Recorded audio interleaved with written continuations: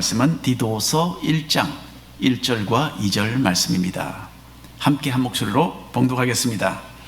하나님의 종이여, 예수 그리스도의 사도인 나 바울이 사도된 것은 하나님이 택하신 자들의 믿음과 경건함에 속한 진리의 지식과 영생의 소망을 위함이라. 아멘.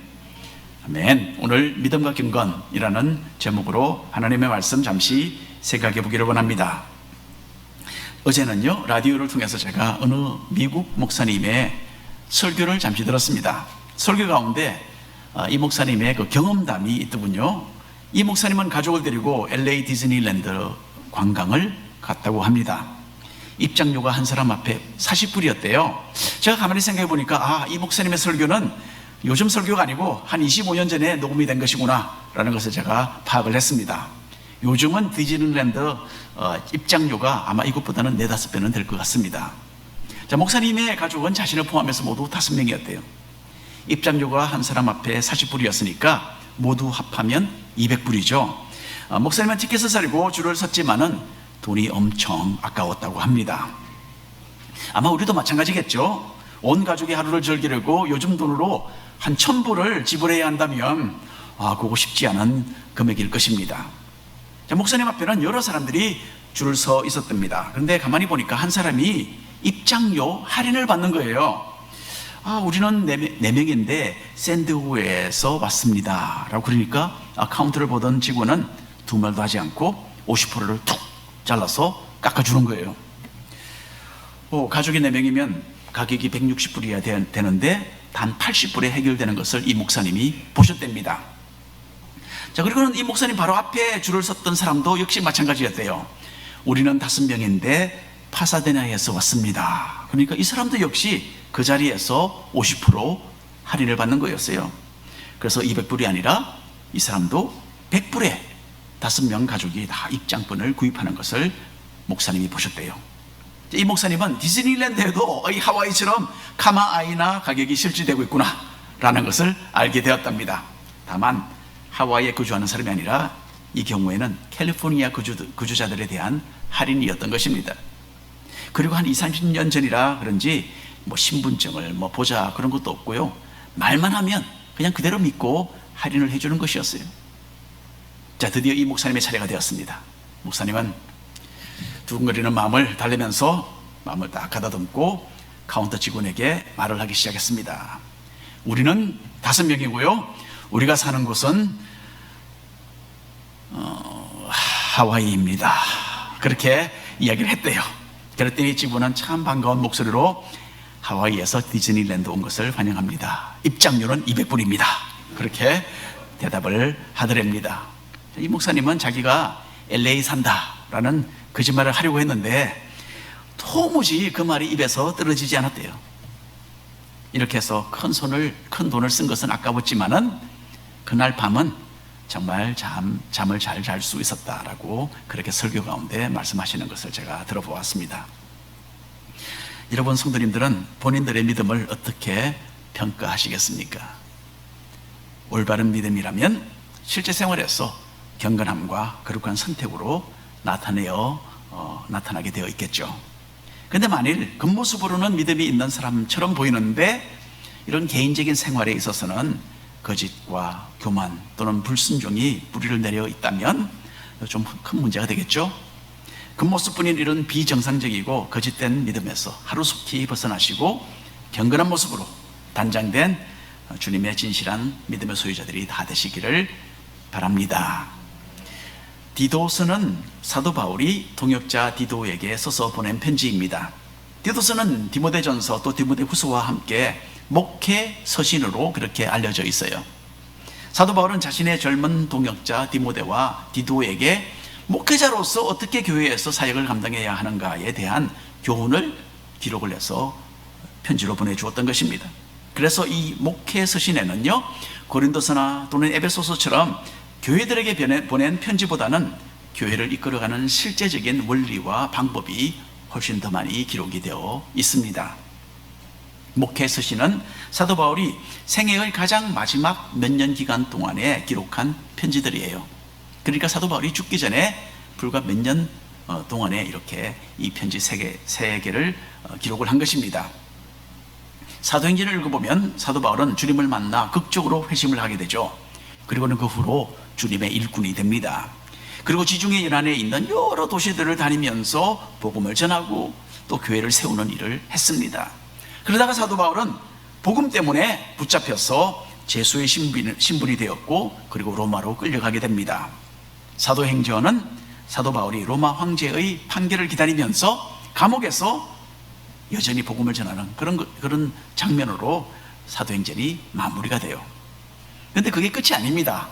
고대 기록에 의하면 그 후에 사도 바울은 풀려났다고 해요. 그리고 자신이 이전에 다녔던 몇몇 지역들을 다시 방문하면서 사역을 계속했다고 합니다. 그리고 바울은 디모데를 에베소 교회로 파견을 해서 거기서 목회를 하도록 그렇게 했습니다. 그리고 바울은 디도와 함께 그레데라는 섬에 가서 거기서 복음을 전했어요. 참으로 지칠 줄 모르는 복음 전파에 몰두했던 사도 바울은 이곳에 그레데라는 섬에 디도를 남겨놓고 자기는 또 다른 곳으로 떠났습니다. 디도는 그레데에 시작된 교회를 돌보는 목회자가 되었는데 사도 바울은 이제 디도에게 이 편지를 써서 어떻게 목회의 일을 감당해야 하는가에 대한 가르침을 전달하고 있는 것입니다. 자, 1번 함께 읽겠습니다.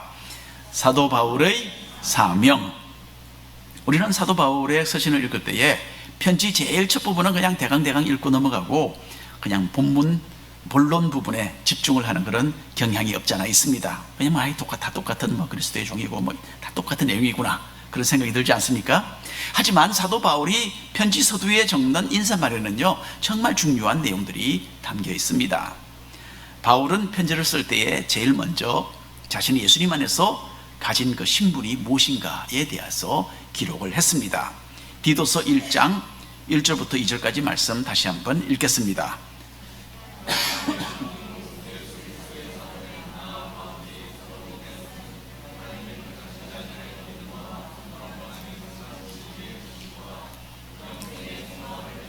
네, 아멘. 감사합니다. 자, 여기서 먼저 사도 바울은 자신을 종으로 소개합니다. 바울은 자기 자신을 하나님의 노예로 여겼어요. 바울은 자기 자랑을 늘어놓기 위해서 이런 말을 하는 것은 아닙니다. 자기가 하나님으로부터 받은 사명이 무엇인지를 스스로 상기시키고자 해서 의도적으로 이렇게 자기 스스로를 밝히고 있는 것입니다. 자, 바울이 살았던 로마 시대에는요 노예 제도가 아주 활발했습니다. 그리고 도시마다 종이 가득했어요. 보통 사람보다 노예가 더 많았답니다. 당연히 노예들은 자신의 의지와는 상관없이 종의 신분을 가지게 되었고요 어쩔 수 없이 그런 자유가 없는 삶을 살았던 것입니다. 종이 되고 싶어서 스스로 노예의 삶을 선택하는 것은 아예 없는 일이었어요, 여러분. 따라서 사도 바울이 나는 주님의 종이 되었다 라면서 스스로 자신의 신분을 드러내고 강조하는 것은 그 의미를 모르는 사람들에게는 정말 이상하게 들리는 말이었던 것입니다. 사도 바울은 하나님의 나라를 위해서 자진해서 종의 모습을 선택했습니다. 이것은 하나님의 뜻을 거역하던 자기를 용서해 주시고 하나님의 영원한 목적을 위해서 쓰임받도록 불러주신 예수님의 은혜에 대한 사도 바울의 신앙적인 반응이었던 것입니다. 구약 성경에 보면 사도 바울의 선택을 잘 설명을 해주는 구절이 하나 있습니다. 신명기 15장 16절 17절 말씀 함께 읽겠습니다. 종이 만일 너와 내 집을 사랑함으로 너와 동거하기를 좋게 여겨 내게 향하여 내가 주인을 떠나지 아니하겠노라 하거든 송곳을 가져다가 그의 길을 문에 대고 두르라. 그리하면 그가 영구히 내 종이 되리라. 아멘. 옛날 이스라엘은 사람이 종이 되면요 그 몸값을 다 지불하든지 아니면 얼마 동안 몇 해의 그 기간이 지나면 종의 신분을 벗어버리고 자유로운 몸이 될 수 있었어요. 자동적으로. 이스라엘에는 그 종의 노예 제도가 좀 달랐습니다. 하지만 간혹 종이 주인을 너무너무 사랑하고 존경해서 자유를 원하지 않고 도리어 영구적으로 그 집에 남아서 주인을 섬기기로 결정하는 경우도 있었던 것입니다.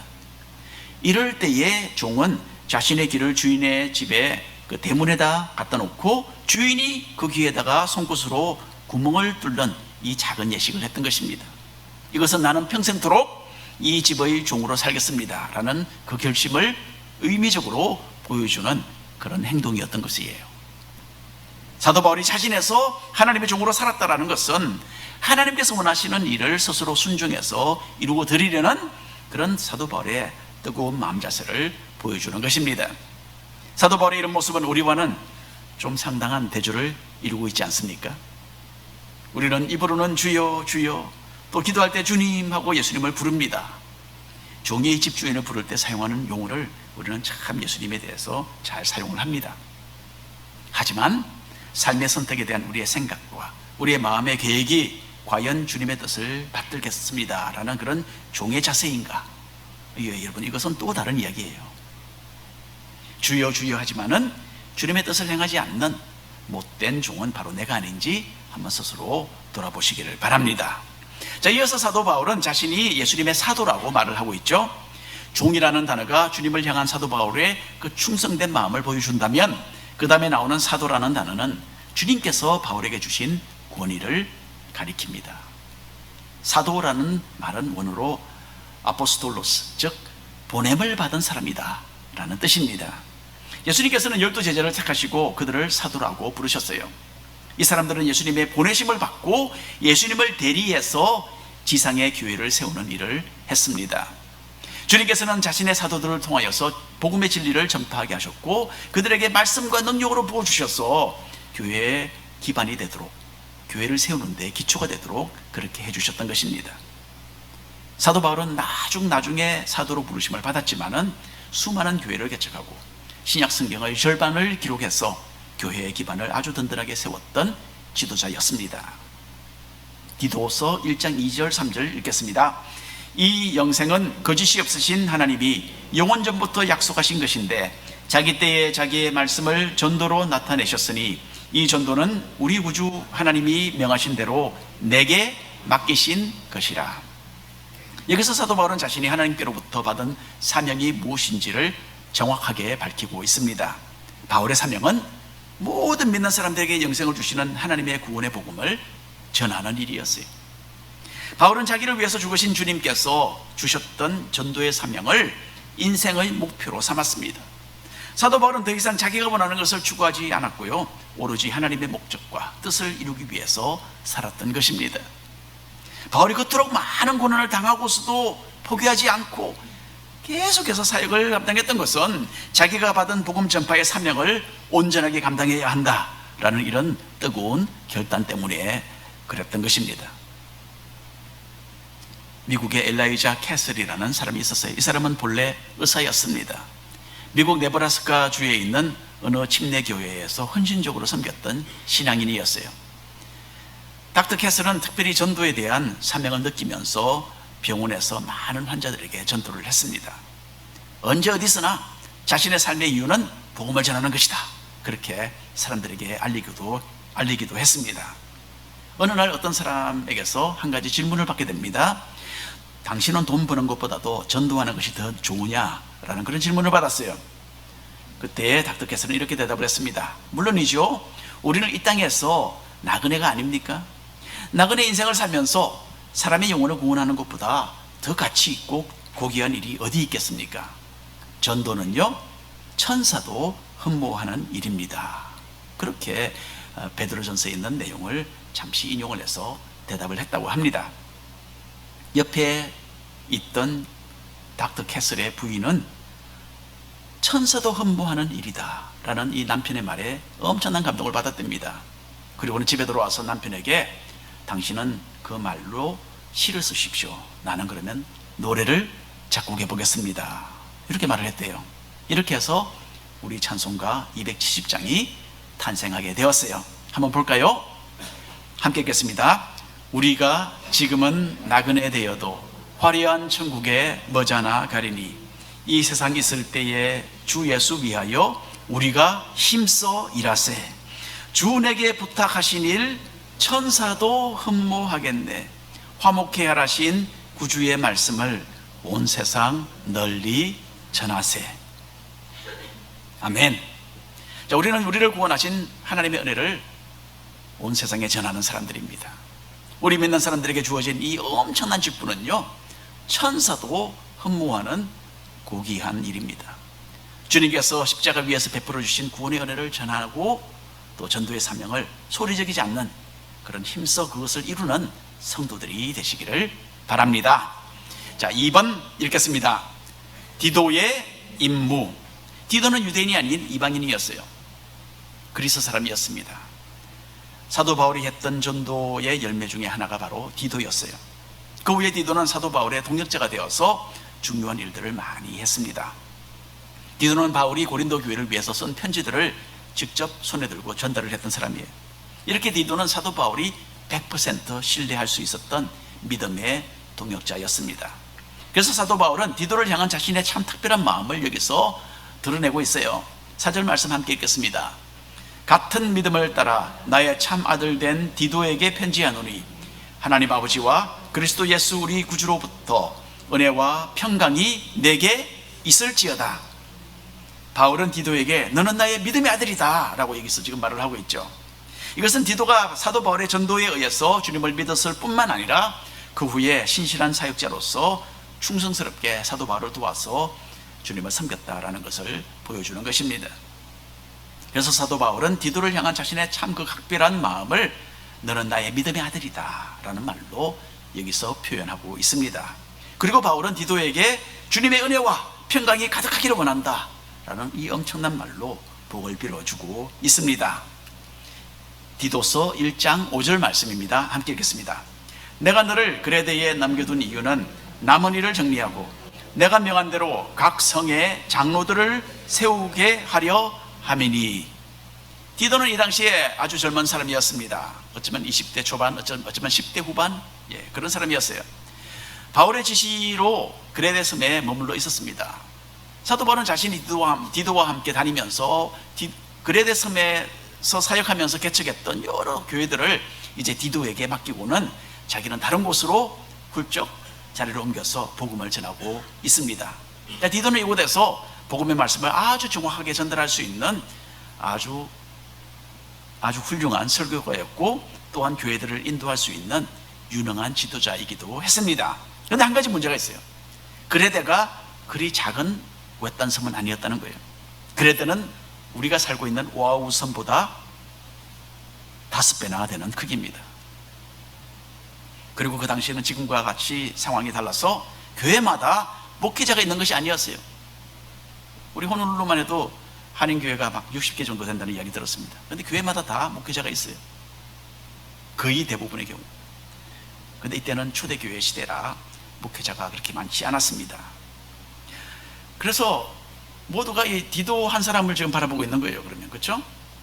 특별히 교통이 불편했던 그 시대에 이 방대한 지역에 있는 여러 교회들은 디도 한 사람만이 그들을 이끌어가기에는 참 불가능했던 거예요.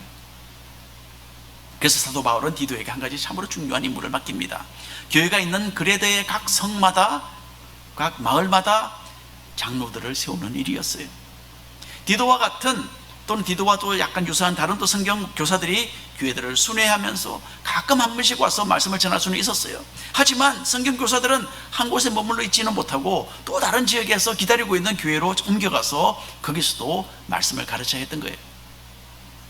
장기적으로 교회 성도들을 돌보는 일을 위해서는 그곳에 사는 사람들 가운데, 로컬 사람이죠, 그곳에 사는 사람들 가운데 장로들을 세워서 그 사람들에게 이 책임을 맡겨야 했던 것입니다. 그래서 디도 또는 다른 성경교사가 있든 없든 간에 교회 사역을 이끌어갈 지도자가 세워져야만 했습니다. 이제 사도 바울은 어떤 사람을 그러면 장로로 세워야 하는가, 여기에 대해서 아주 자세한 내용으로 설명하기 시작합니다. 6절 말씀 함께 읽겠습니다. 책망할 것이 없고 한 아내의 남편이며 방탕하다는 비난을 받거나 불순종하는 일이 없는 믿는 자녀를 둔 자라야 할지니라. 먼저 장로는 책망할 것이 없어야 된다는 거죠.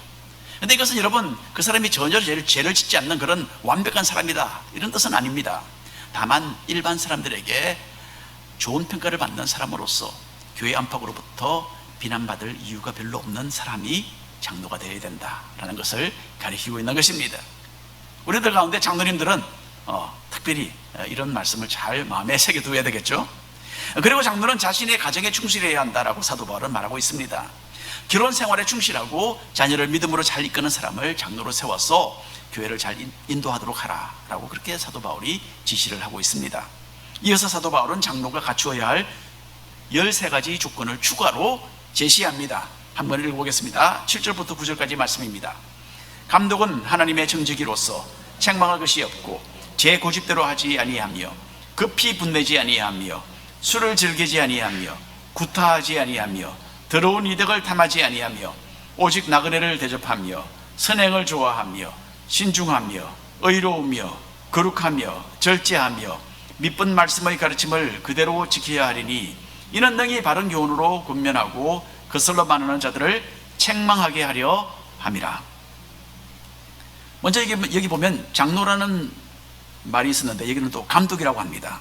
여러분, 이것은 장로나 감독이나 똑같이 장로직을 가리키는 단어들이다라는 뜻입니다. 장로라는 말은 나이가 지긋하게 들어서 여러 가지 삶의 경험을 통하여 영적인 지혜를 갖춘 사람을 우리가 생각하게 되는 거죠. 반면에 감독이라는 말은 조금 다릅니다. 믿음의 식구들에 대한 책임을 맡아서 이끌어가는 책임자의 그런 역할을 의미합니다. 장로는 교회의 어른들로서 이런 지도력을 발휘하는 사람이어야 한다라는 뜻입니다.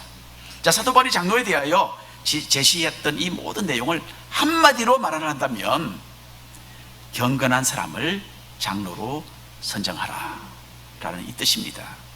하나님 앞에 분명한 신앙으로서 경건한 사람, 삶을 사는 사람은 이 모든 조건에 있어서 결코 미달되지 않을 것입니다.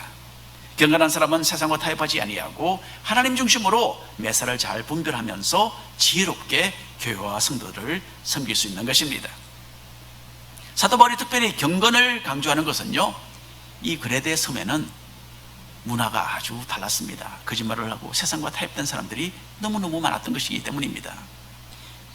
디도서 1장 10절 11절 말씀 함께 읽겠습니다. 불순종하고 헛된 말을 하며 속이는 자가 많은 중 할례파 가운데 특히 그러하니 그들의 입을 막을 것이라. 이런 자들이 더러운 이득을 취하려고 마땅하지 아니한 것을 가르쳐 가정들을 온통 무너뜨리는 도다. 이 사람들은 예수님을 믿는다고 하면서 하나님의 말씀을 순종하지 않았어요. 그런 사람들이 많았다는 거예요. 특별히 이 사람들은 유대교의 전통을 이어받아서 예수님도 믿고 할례도 받아야만 구원을 얻는다라는 이런 잘못된 신앙을 전했던 것입니다. 그리고 이 사람들은 물질의 욕망이 있어서 교묘한 그런 이론으로 믿음이 약한 자들을 이용을 하고 속였어. 그들에게 돈을 착취해내고 그 신앙을 파괴하고 있었다라는 겁니다. 이런 사기꾼들이 많았다는 거예요. 그래서 사도 바울은 경건한 장로들을 내세워서 교회를 이들로부터 지켜나가야만 한다라고 여기에 말을 하고 있는 것입니다. 12절 13절을 보면 아주 재미있는 말씀이 있습니다. 함께 읽겠습니다. 그레데인 중의 어떤 선지자가 말하되 그레데인들은 항상 거짓말쟁이며 악한 짐승이며 배만 위하는 게으름뱅이라 하니 이 증언이 참되도다. 재미있죠?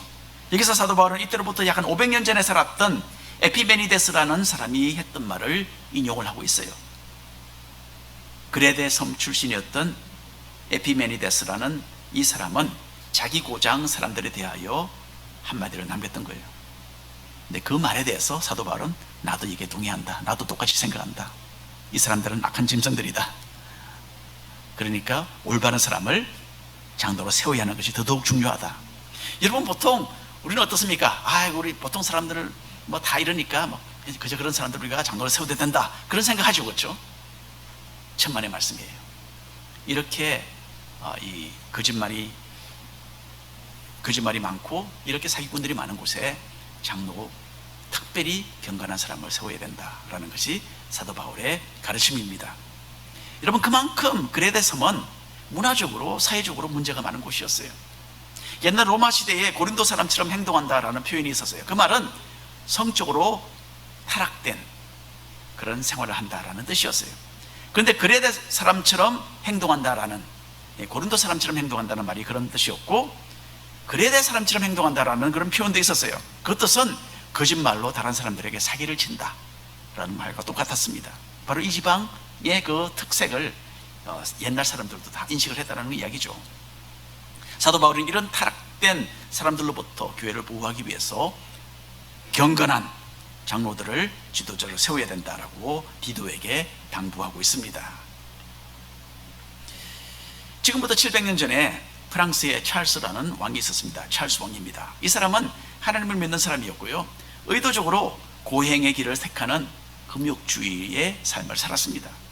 찰스 왕은 주님의 십자가를 기억하고 어떻게 하면 자신의 몸을 좀 더 괴롭힐 수 있을까, 그렇게 고민을 했던 사람입니다.